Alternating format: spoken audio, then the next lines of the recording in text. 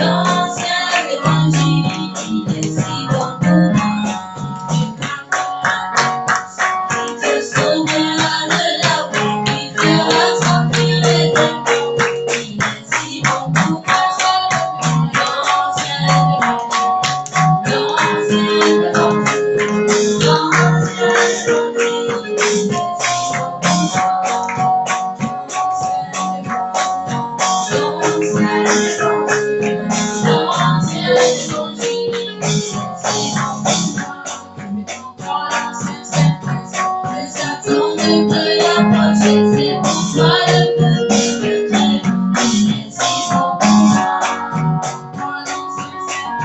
Et ça tombe mieux que l'approcher, c'est pour toi le peuple de crève. Les six sont pour toi.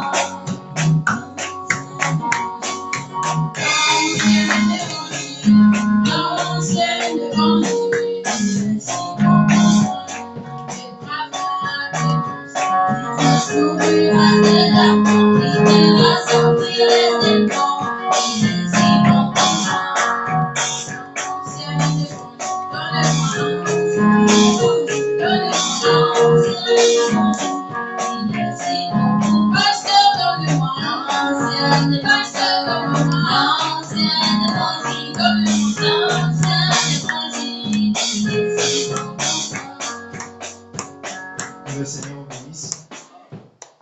Pendant qu'on est debout.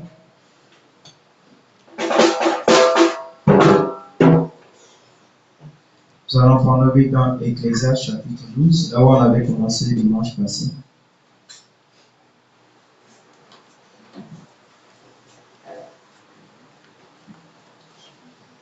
Ecclésiaste chapitre 12, on va lire du premier verset jusqu'au verset 3.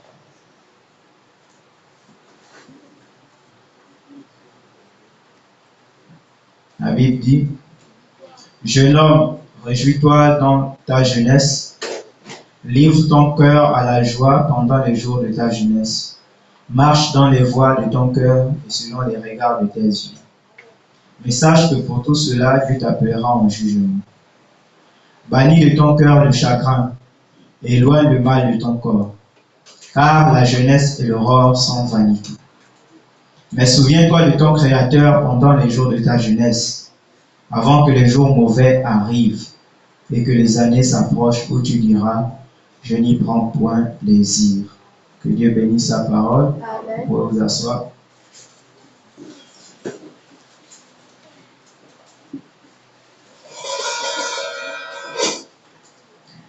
Vous êtes même venu en retard. Le vieux, on a déplacé le foyer là, il s'appelle comment? 10.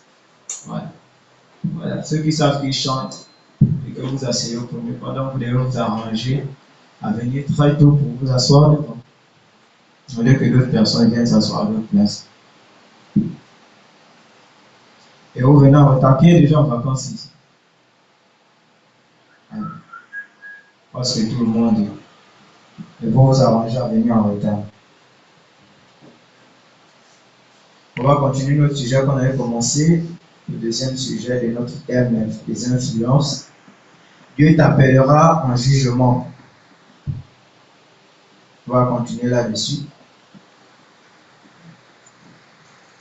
La dernière fois, on avait essayé de comprendre c'était quoi un jugement et pourquoi le jugement venait et comment est-ce que le jugement venait. On avait vu qu'on nous jugeait par rapport à quelque chose. Ce qui nous permet de connaître le bien et le mal, c'est qu'on peut juger ce qui est bien, on peut juger ce qui est mal. Donc c'est là qu'on a tiré notre sujet dans Ecclésiaste chapitre 12, que je vais relire aussi. Il dit: jeune homme, réjouis-toi dans ta jeunesse, livre ton cœur à la joie pendant les jours de ta jeunesse. Marche dans les voies de ton cœur. Et on avait vu c'était quoi les voies de nos cœurs? C'était ce qui attirait nos cœurs, ce que nous aimions. Et selon les regards de tes yeux, on avait aussi parlé des regards de nos yeux, ce que nos yeux aimaient regarder. On avait compris avec foi pendant dans le premier sujet que ce que nos yeux aiment regarder nous permet de connaître le genre d'esprit qui se trouve en nous. Il y a des gens, par exemple, qui aiment beaucoup regarder des dessins de Lady Bœuf. Ça montre, par exemple, le genre d'esprit qui est en eux. Il y a des gens qui aiment regarder... Il y a encore quel dessin là? Hein? Voilà, les Barbies. Ça montre le genre d'esprit qui est en vous. Pourtant, comme Dieu est bon, il y a aussi les dessins chrétiens On essaie d'interpréter la Bible avec les dessins chrétiens. Mais comme ça, ce n'est pas, ça ne fait pas beaucoup rire comme le dessin que vous aimez regarder, on ne les regarde pas. Donc avec ce que nos yeux regardent, on peut connaître le genre d'esprit qu'on a en nous. Avec ce que nos oreilles écoutent, on peut connaître le genre d'esprit qui se trouve en nous. Avec le genre d'action qu'on peut poser, ou bien notre façon d'agir, on peut aussi connaître le genre d'esprit qu'on a en nous. Et on avait vu dimanche passé que pour chaque action, bien pour chaque geste qu'on peut poser, il y a un jugement pour ça. Comme le jugement nous permet de savoir ce qui est bien et ce qui est mal. Donc, lorsque vous posez une action, vous pouvez savoir si c'est bien ou c'est mauvais. Mais on avait aussi vu qu'un fils de Dieu n'attend pas, avec les définitions que vous avez données, on avait vu qu'un fils de Dieu, une fille de Dieu n'attend pas la mort pour être jugé. Qui peut nous dire là où le fils de Dieu doit passer son jugement? Donnez le micro à Alice. Il passe son jugement dans sa conscience. Il passe son jugement dans sa conscience. Qui peut encore nous dire autre chose?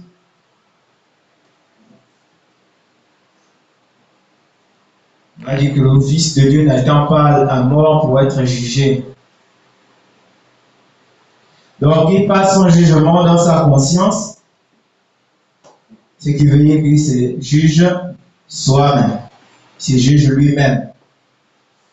Donc, il n'a pas besoin qu'on puisse d'abord le gronder. Donc, on lui a appris ce qui est bien, on lui a appris les bonnes mœurs, comment se comporter, comment vivre. Il n'a pas besoin qu'on le gronde pour pouvoir agir d'une bonne manière. Il se juge lui-même. Lorsqu'il fait du mal à l'autre, s'il a une bonne conscience selon ce qu'on lui enseigne, dans son cœur, il sera meurtri, il sera attristé. Parce qu'il saura qu'il vient de poser une mauvaise action, ou il vient de faire du mal à l'autre, ou il vient de parler mal à l'autre. Donc il se juge lui-même. Donc on avait vu un peu tout ça. On va reprendre quelque chose ici qu'on avait lu avant de nous séparer, que le prophète nous avait dit. C'était dans la parole parlait la semence originelle.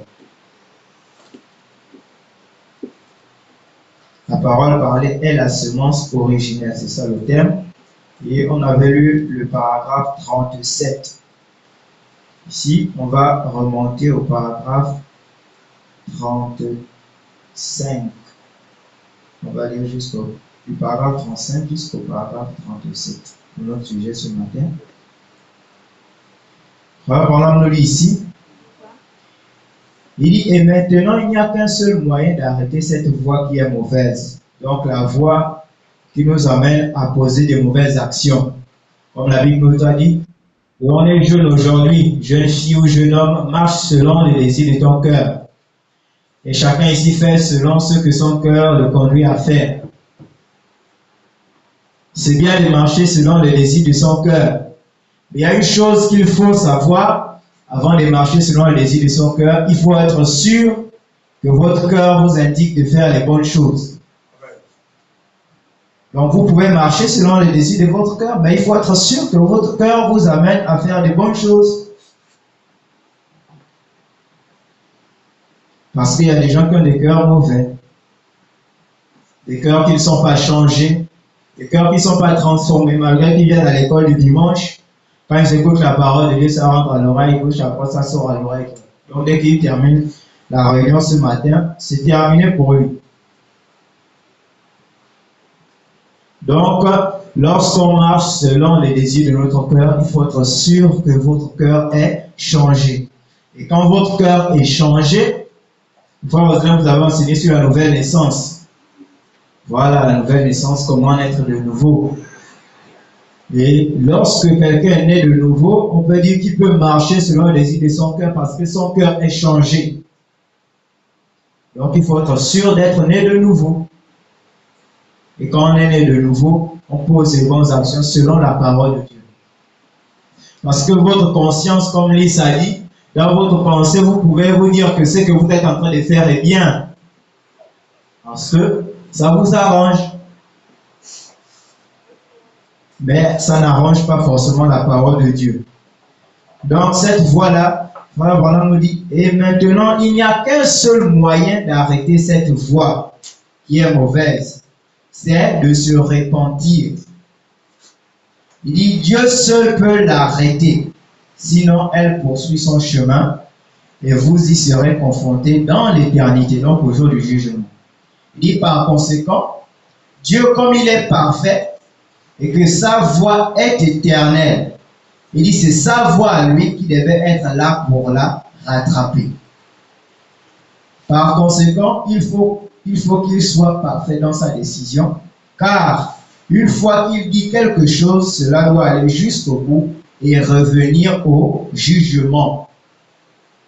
Donc, par exemple, la parole de Dieu que vous écoutez chaque matin lorsque vous venez à l'école le dimanche. Donc, lorsqu'elle est prononcée, elle doit revenir un jour. Et Frère Branham nous enseigne que lorsque nous naissons sur la terre, à un certain âge de notre vie, à l'âge de la conscience, où on peut déjà distinguer ce qui est bien et ce qui est mal, à cet âge-là, on met quelque chose qui enregistre, qui commence à enregistrer notre vie. Donc, comme les films, par exemple, on a enregistré toute une scène dans une carte mémoire, dans un CD, dans un téléphone, peu importe. Donc, on commence à enregistrer sa façon, comme la caméra est là. C'est en train d'enregistrer tout ce qu'on a ce matin. Ça veut dire que dans 10 ans, 15 ans, 20 ans, on peut rejouer la même vidéo et voir exactement ce qui s'était passé. Mais Frère Branham nous enseigne que c'est comme ça dans la vie de chaque homme, qu'il soit chrétien ou pas. À un moment donné de sa vie, lorsqu'il atteint l'âge de la conscience, où il sait déjà ce qui est bien et ce qui est mauvais, alors on commence à enregistrer sa vie. Mais quand on enregistre quelque chose, c'est pour qu'on puisse rejouer ça plus tard. Et Frère Branham nous dit ici que cela repasse au jour du jugement. Donc notre vie est rejouée.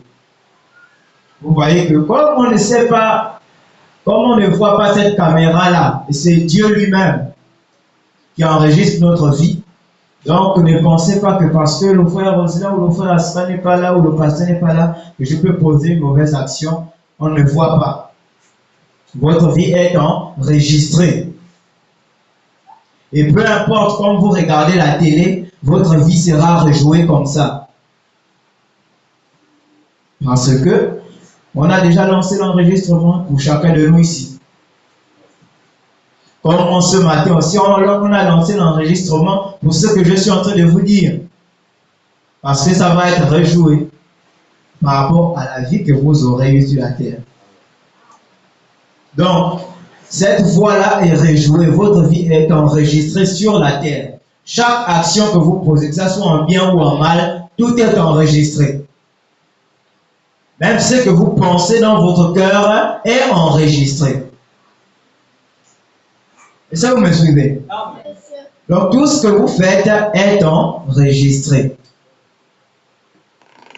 Donc, ils disent souvent, non, mais on ne voit pas qui nous filme, qui nous suit. À l'école, à la maison, au quartier, lorsque les parents vous envoient ou vous demandent de faire quelque chose, vous refusez, vous voulez. Et ça fait de vous des enfants désobéissants. Et quand vous venez à l'école le dimanche, vous êtes des enfants très calmes et obéissants. Vous voyez que votre vie est enregistrée. On n'a pas besoin de vous suivre jusqu'à la maison. Et c'est ce qu'Ecclésiaste nous a dit, que marche selon les désirs de ton cœur. Mais sache que pour tout cela, que ça soit en bien ou en mal, pour tout cela, tu viendras à un jugement devant ton Dieu et ton Créateur. On va continuer ici, au paragraphe 36. Frère Branham nous dit, maintenant, si vous vous montrez très compréhensif, ou du moins si vous essayez de l'être, vous verrez pourquoi j'ai toujours pris position pour la parole de Dieu, comme je l'ai fait. Qui peut me dire ce qu'il entend par prendre position pour la parole de Dieu? Il peut nous dire en d'autres termes pour essayer de comprendre plus simplement, prendre position pour la parole de Dieu. Donnez le micro à Naomi. Tu vis la parole. On dit la parole de Dieu. Il peut encore nous dire autre chose. Prendre position pour la parole de Dieu. Béni Michel. Prendre la parole de Dieu et ne plus la laisser. Prendre la parole de Dieu et ne plus la laisser. Qui encore?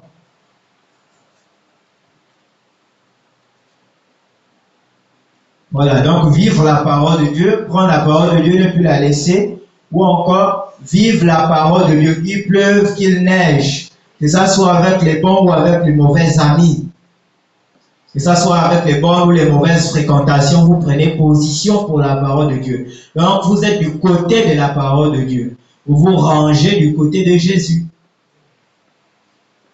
Peu importe ce que les amis disent, peu importe ce que les autres font, vous prenez position pour la parole de Dieu. Lorsqu'on parle souvent du jugement ou de la mort, ce qui vient tout de suite dans notre pensée, comme les êtres humains, et en tant que jeunes, comme on a lu dans le livre d'Ecclésiaste, c'est que la mort, c'est pour les vieux. C'est ce qu'on voit souvent, que non, tant qu'on est encore jeune, on ne peut pas encore mourir. Moi, j'ai mes 7 ans, j'ai 10 ans, j'ai 12 ans, 13 ans, 14 ans, 15 ans. Comment tu me parles de la mort? Mais il n'y a pas d'âge pour mourir. Même l'enfant qui vient de sortir du ventre de sa mère est déjà trop vieux pour mourir. Parce qu'il y a des enfants qui n'ont même pas vu la lumière du jour. Il y a des enfants qui sont nés déjà morts. Et chacun de nous a la vie ici. Donc, il n'y a pas d'âge pour mourir. Et comme il n'y a pas d'âge pour mourir, il n'y a pas l'âge pour comparaître devant Dieu et rendre compte de la vie qu'on avait eue sur la terre. Comme aussi, il n'y a pas d'âge pour le jugement. Lorsque vous atteignez l'âge de la conscience, alors vous êtes responsable de ce que vous écoutez, de chaque action que vous pouvez poser. Donc vous avez le choix de bien agir ou de mal agir.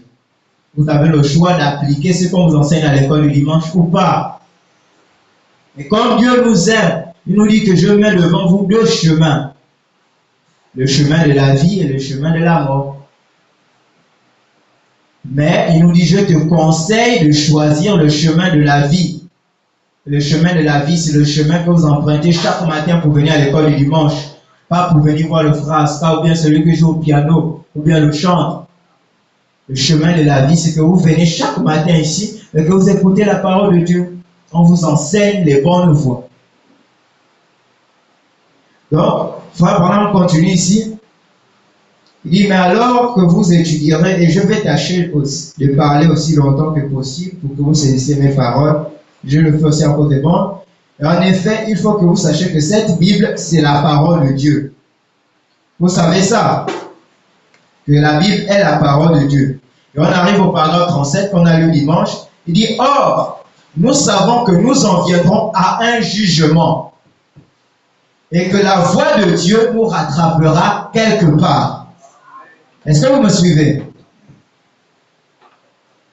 Il dit, or nous savons que nous en viendrons à un jugement et que la voix de Dieu nous rattrapera quelque part. Parce qu'il a été donné à chaque être mortel de l'entendre. En d'autres termes, chacun a cette capacité-là d'écouter la parole de Dieu. Personne ne va dire ici qu'il n'a jamais entendu la parole de Dieu ou qu'il n'a jamais entendu la voix de Dieu. Il dit parce qu'il a été donné à chaque être mortel de l'entendre. Il dit les ministres, comme les moniteurs de l'école du dimanche, sont responsables de la porter. Il dit si cette voix de Dieu doit rattraper chaque personne, alors vous devrez l'entendre, soit ici, soit au tribunal du jugement. Qui connaît c'est quoi un tribunal? C'est quoi un tribunal? C'est quoi un tribunal?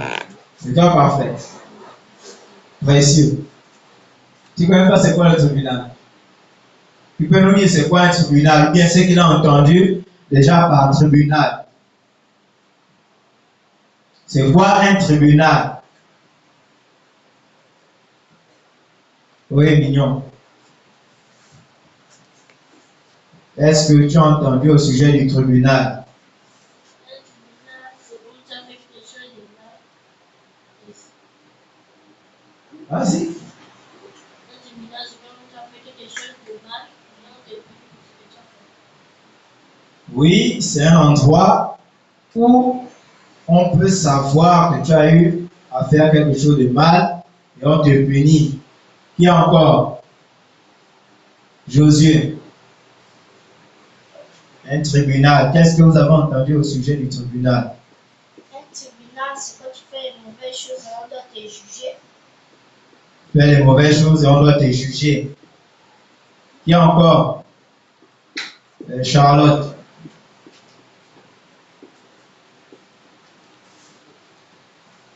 Un tribunal, c'est un endroit où on juge quelqu'un pour une cause. Un endroit où on juge quelqu'un pour une cause.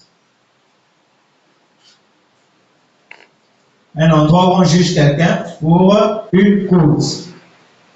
C'est ça un tribunal. C'est pourquoi Frère Branham nous dit que vous devez entendre la voix de Dieu, soit ici sur la terre ou au tribunal du jugement. Ça veut dire qu'au ciel, il y a le tribunal du jugement.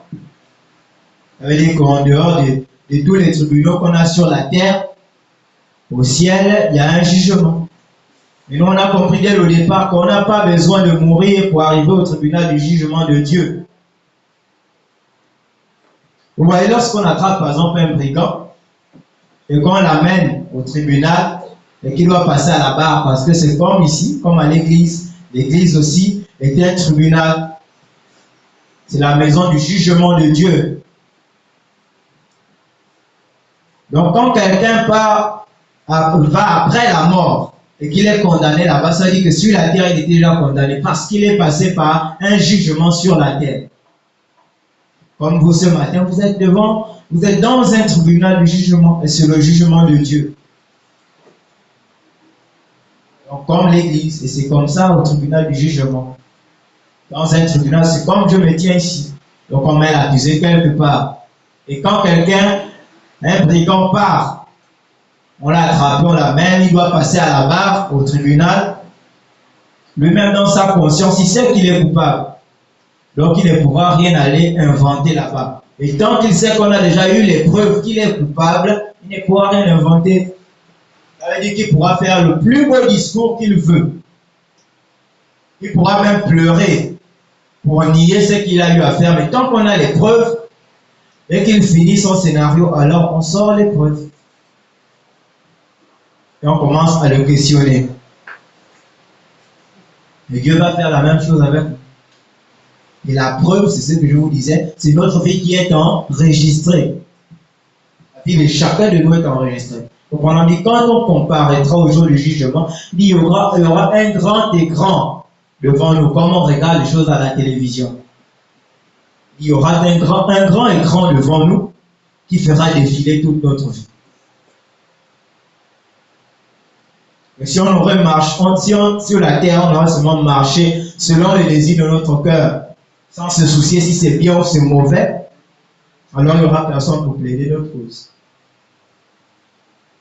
Au tribunal du jugement, on peut trouver celui qui juge, on peut trouver celui qui donne le verdict, et celui qui dit ce que la peine que vous aurez à souffrir, le nombre d'années, le temps que vous allez faire en prison. Mais il y a aussi quelqu'un qui est là pour plaider votre cause, qu'on appelle l'avocat. Donc, quelqu'un qui peut vous défendre. Quelqu'un qui peut vous défendre à partir des actions que vous aurez.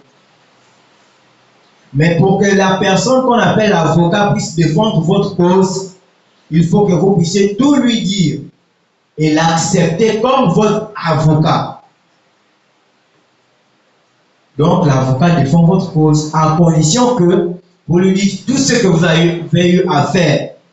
Pourquoi vous avez eu à poser telle action? Pourquoi vous avez fait telle chose? Vous devez tout lui dire sans rien lui cacher. Et notre avocat nous enseigne que c'est le Saint-Esprit. Alors le Saint-Esprit prend un moniteur, le Saint-Esprit prend un prédicateur, le Saint-Esprit prend un pasteur pour venir vers vous, pour que vous puissiez tout lui dire. Et lorsqu'il sait qu'il a toutes les informations sur vous, alors il peut vous défendre lorsque vous serez appelé au tribunal du jugement. Il peut défendre ce brigand-là. Il peut dire que c'est vrai qu'il a eu à poser telle action, mais voici la raison pour laquelle il avait fait ça. Il m'a tout dit et il m'a expliqué pourquoi il a eu à faire ça. Et lui prend votre place et il vous défend, comme si c'était son affaire à lui. Donc lorsque nous sommes jeunes, en marchant sur la terre avec les bons plaisirs de la vie, ne pensez pas que parce qu'on est jeune, qu'on ne peut pas parler du péché dans notre vie. Ne pensez pas que parce qu'on est jeune, qu'on ne peut pas en venir au tribunal du jugement comme Fabien nous a dit. Il a dit chacun de nous est responsable d'entendre cette voix. Et ceux qui font entendre cette voix, c'est ceux qui vous prêchent la parole de Dieu. Mais il dit, mais cette voix-là va vous rattraper quelque part. Ça va vous rattraper quelque part. Donc, lorsque vous entendrez de nouveau cette voix, de ne pas fumer. Donc, il y a celui-là qui aura fumé et il y a l'autre qui n'aura pas fumé, mais les deux vont entendre la voix. Alors, celui qui n'aura pas fumé, ça va le réjouir dans son âme. Et il saura qu'il n'est pas condamné parce qu'il n'avait pas fumé, parce qu'il n'avait pas menti, parce qu'il n'avait pas volé, parce qu'il n'avait pas triché. Et alors, il sera à l'aise parce qu'il sait que même s'il passe au tribunal du jugement, il ne sera pas coupable. Et le seul moyen pour nous de sortir non coupable, c'est d'accepter un avocat sur la terre. Et cet avocat-là, c'est le Saint-Esprit, c'est le Seigneur Jésus.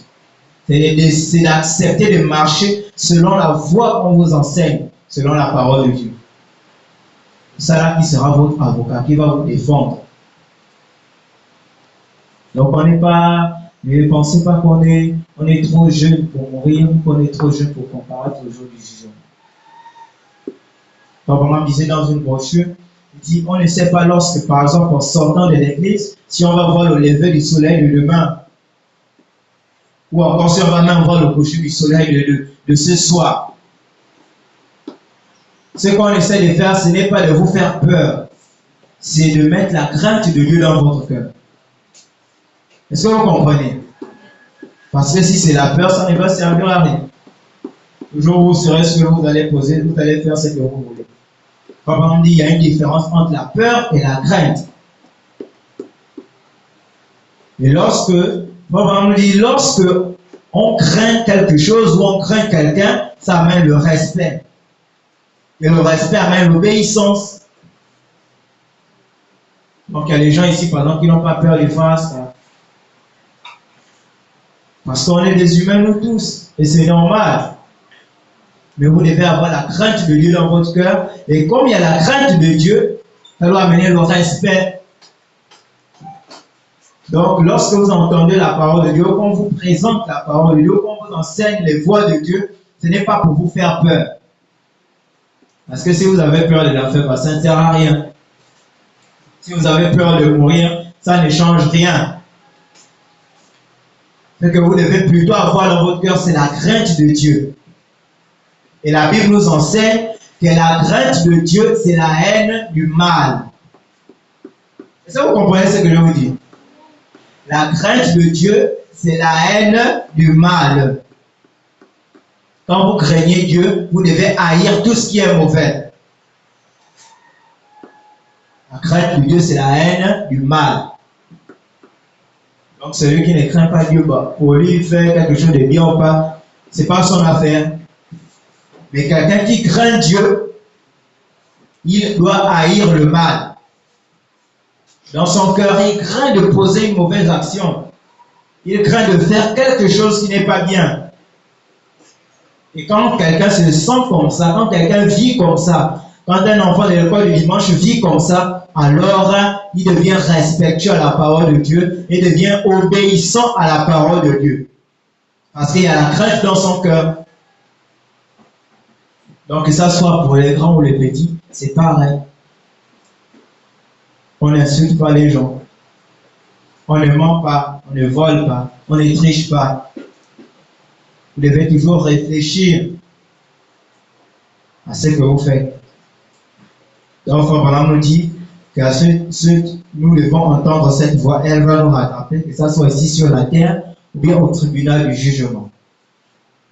Il y a les gens, par exemple, en mourant, ils sont sur leur lit de mort ou à l'hôpital en train de souffrir. Ils sont déjà en train de quitter la terre. Il y a les gens qui crient souvent. Vous avez déjà peut-être entendu parler des saints. Il y a des gens qui crient que non, je ne veux pas aller. Retenez-moi ici. Il s'appuie même sur son lit, il attrape son lit fort. Mais ce n'est pas sa chair qui part là-bas. Comme vous ce matin, il y a une âme au-dedans de vous. Il y a quelque chose qui est responsable de saisir et d'entendre la voix de Dieu. Votre âme. Donc, il est là en train de mourir, mais il attrape le lit. Il attrape les gens qui sont autour de lui en criant que je ne veux pas partir. Mais qui ici peut voir un bel endroit où il est en train de partir, il va refuser de partir. Qui ici peut voir le ciel ouvert devant lui, il va refuser de partir. Vous voyez? Donc tout de suite, quand quelqu'un agit par exemple comme ça, on commence à se demander, mais pourquoi il ne veut pas partir? Où est-ce qu'il va? Est-ce que vous comprenez? Donc lorsque quelqu'un commence comme ça, on doit se demander où est-ce qu'il va? Alors la question qu'on doit se poser, c'est ça. Pourquoi il ne veut pas partir? Ça veut dire qu'il est en train de voir un endroit horrible où il est en train de partir. Et lorsque Frère Roselin vous enseignait ici sur la vie de Frère Branham décrit comment en faire un, il dit c'est un endroit très horrible. Un endroit où il ne faut même pas souhaiter à son pire ennemi d'aller. C'est-à-dire que la personne qui est capable même de vous insulter, de vous frapper ou de vous faire vraiment du mal, il dit même si, peu importe la haine que vous avez pour cette personne-là, il dit c'est même pas un endroit où vous pouvez souhaiter que votre pire ennemi puisse aller. Parce qu'il dit l'enfer, c'est un endroit très horrible. Mais comment on fait pour l'éviter? C'est en ayant la crainte de Dieu dans notre cœur. Et on vous a dit que la crainte de Dieu, c'est la haine du mal. Donc on va s'arrêter là aujourd'hui. Acclamons le Seigneur.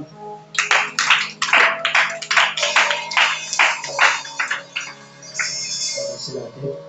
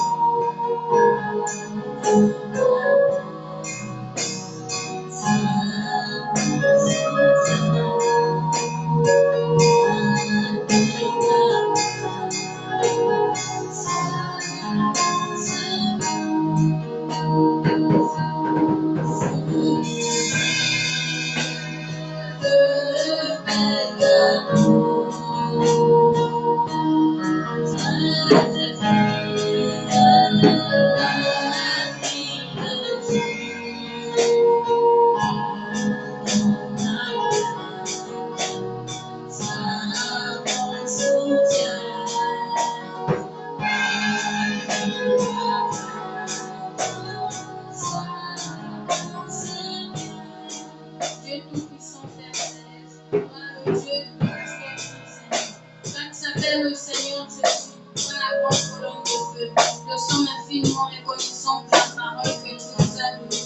Merci Seigneur pour cette parole, Seigneur. Permets que ça puisse s'installer dans nos cœurs, Seigneur, et ne nous amener sortir. Au nom de Jésus-Christ, Père Seigneur, donne-nous la crainte de Dieu, Seigneur. Permets que la crainte de Dieu, qui est la haine du mal, puisse s'installer dans nos cœurs, Seigneur. Au nom de Jésus-Christ, Père Seigneur, sois avec chacun de nous.